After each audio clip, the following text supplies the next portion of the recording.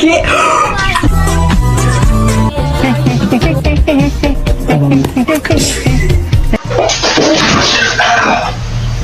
do you do that?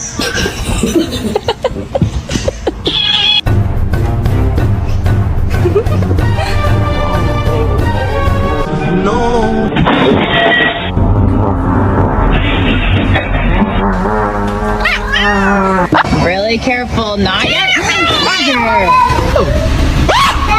My bad. Oh. His name is John C.